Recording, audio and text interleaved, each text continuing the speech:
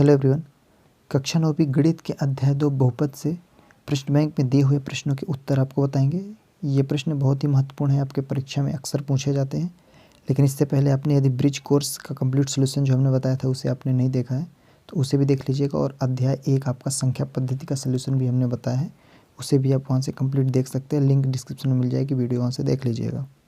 तो देखिए प्रश्न क्रमांक 1 का पहला निम्नलिखित में बहुपद है। इसमें आपको बताना है कि जो दिए हुए हैं 4, इसमें से बहुपद कौन सा है। तो इसका द नंबर सही हो जाएगा x square plus x plus 2, ये बहुपद है। क्योंकि बहुपद क्या कहलाता है, यदि चर की घात पूर्ण संख्या होती है 0 1 2 3 4, यदि ये चर की घात में रहता है तो वो बहुपद कहलाता है। तो देखिए पहले नंबर पे दिया हुआ जो 3x रूट में है, तो जब रूट हटेगा तो x की घात में -1 हो जाएगा जो पूर्ण संख्या नहीं है। दूसरे नंबर पे भी देखेंगे हर में दिया हुआ है एक्स स्क्वायर, इसमें भी हर में दिया हुआ है। तो जब इसको अंश में ले जाएंगे तो ऋणात्मक घात हो जाएगी जो पूर्ण संख्या नहीं है। तो इसका सही आंसर द नंबर हो जाएगा। दूसरा देखिए निम्नलिखित में बहुपद नहीं है। इसमें बहुपद है बताना था, दूसरे में बहुपद नहीं है बताना है। तो चर की घात पूर्ण संख्या होती है तो बहुपद है। यहाँ पे देखिए पूर्ण संख्या है, चर की घात एक्स की घात 0 है, चर ही नहीं है तो घात 0 हो गई, तो ये बहुपद है। दूसरे नंबर पे देखेंगे तो इसमें y की घात ऋण हो जाएगा, ऋण 1 हो जाएगा, ऊपर जाएगा तो ये बहुपद नहीं दिख रहा। बाकी ये भी बहुपद है क्योंकि इसमें भी 0 घात है और इसमें देखिए चर की घात यहाँ पे 1 है, तो इसमें 1 घात है, ये भी पूर्ण है, 0 घात है, ये भी पूर्ण है और ये भी पूर्ण है। तो यदि चर की घात एक पूर्ण संख्या होती है तो बहुपद कहलाता है। और चर की घात ऋणात्मक जैसे यहाँ पे आ रही है तो ये पूर्ण संख्या नहीं है चर की घात, तो ये बहुपद नहीं है। तो इसका सही आंसर हो जाएगा ब नंबर। पहले का दा था बहुपद है और दूसरे का बहुपद नहीं है, इसको अच्छे से समझ लीजिए। तीसरा देखिए शून्य बहुपद की घात क्या है। शून्य बहुपद की घात परिभाषित नहीं है, कई बार आ चुका है, इसको अच्छे से समझ लीजिए। शून्य बहुपद की घात क्या होती है, परिभाषित नहीं है, इसका स नंबर सही आंसर है।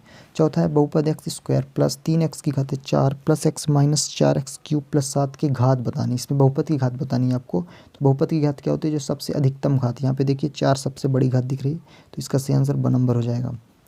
पाँचवा बहुपद जो दिया है x square minus x minus 6, इसके शून्यक बताने हैं। तो इसका गुणनखंड करेंगे, देखिए कैसे करेंगे इसको।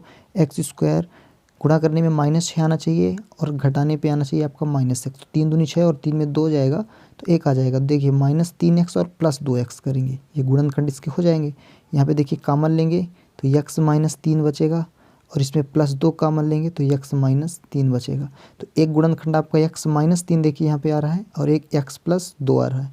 तो x -3 आ रहा है और एक x + 2 आ रहा है।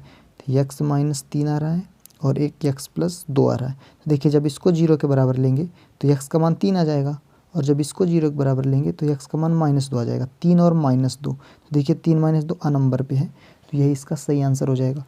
छठवा देखिए बहुपद दिया है 5x की घात 4 माइनस 3x की घात 2 प्लस 4x की घात 3 प्लस 7x प्लस 8 में एक्स स्क्वायर का गुणांक है।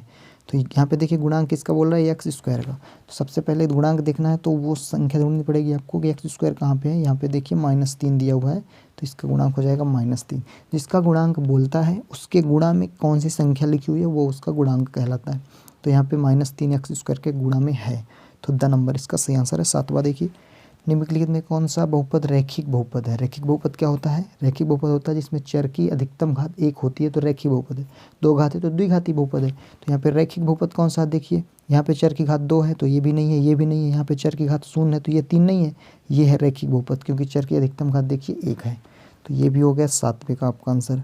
इसके बाद 8वां देखिए निम्नलिखित में से कौन सा बहुपद द्विघाती है। द्विघाती बहुपद 2 घात होनी चाहिए। तो देखिए पहले ही नंबर पे 2 घात दिख रहा है, ये रैखिक बहुपद हो जाएगा क्योंकि 1 घात है, ये भी रैखिक है और ये तो इसमें घात ही, ये अचर पद का बहुपद है। 9वां देखिए द्विघाती बहुपद कौन सा हो जाएगा, देखिए नंबर 2 घात होगी द्विघाती बहुपद। 9वां है यदि x + 1 बहुपद एक्स स्क्वायर माइनस k का एक गुणनखंड है तो k का मान क्या होगा। इसको ध्यान से समझिए।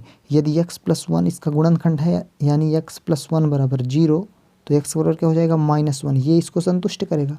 यदि उसका गुणनखंड है तो x बराबर -1 रखने पर ये 0 के बराबर आएगा। तो यहाँ पे -1 रखते हैं, कहाँ पे, x के स्थान पे -1 रखते हैं, तो यहाँ पे -1 का स्क्वायर हो जाएगा और -k है ही बराबर 0। एक स्क्वायर ये प्लस में आ जाएगा, 1 - k बराबर 0, k को प्लस में ले जाएंगे तो 1 बराबर k, यानी k का मान आपका 1 आ रहा था। 1 कहाँ पे दिख रहा है, यहाँ पे इस देखेंगे ब नंबर पे, तो इसका सही आंसर हो जाएगा। 10वां है बहुपद 3x - 2 का शून्यक है।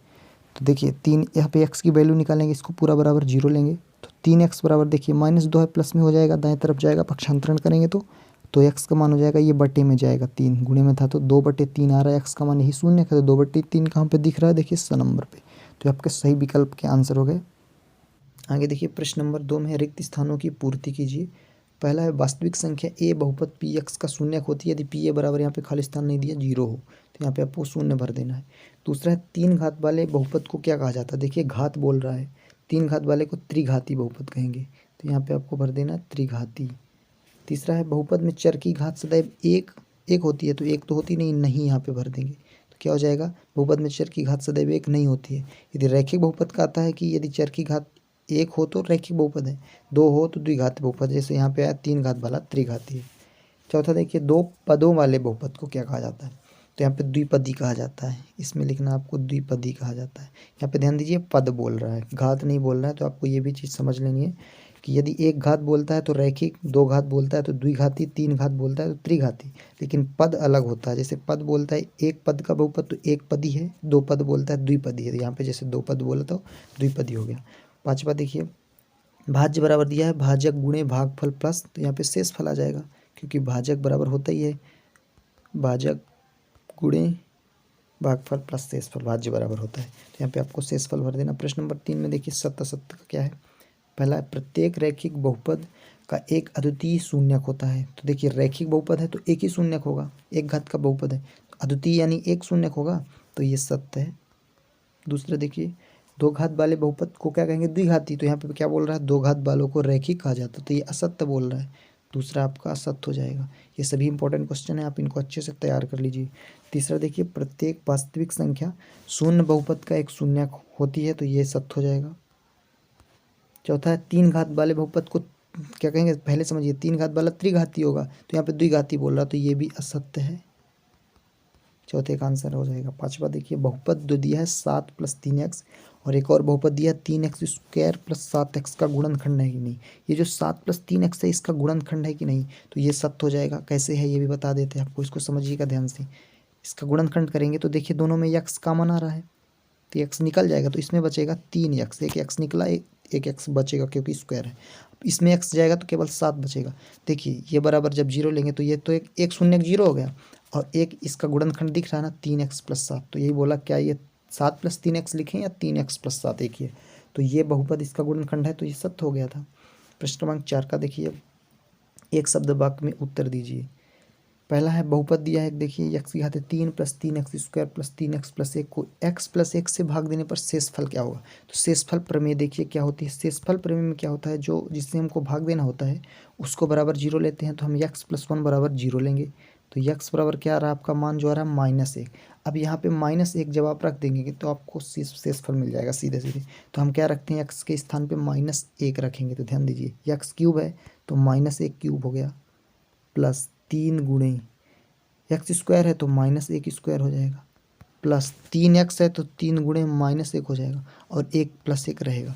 देखिए मान क्या आ रहा है, 3 बार घात में -1 गुणे -1 गुणे -1 करेंगे तो आपको -1 ही आने वाला है, प्लस ये 3 रहेगा, इसको समझिए -1 का जो स्क्वायर है ये प्लस में 1 हो जाएगा, तो 3 एकम 3 आ जाएगा प्लस में आपका, और ये 3 एकम 3 प्लस माइनस माइनस में आ जाएगा 3, और ये +1 पहले से था। देखिए 3 प्लस में है, 3 माइनस में 0, और 1 प्लस में 1 माइनस में 0, तो आपका शेषफल इसका 0 आ रहा है, तो दूसरे का शेषफल क्या होगा, यहाँ पे शून्य केवल लिख देना है, हमने आपको अच्छे से समझा दिया है।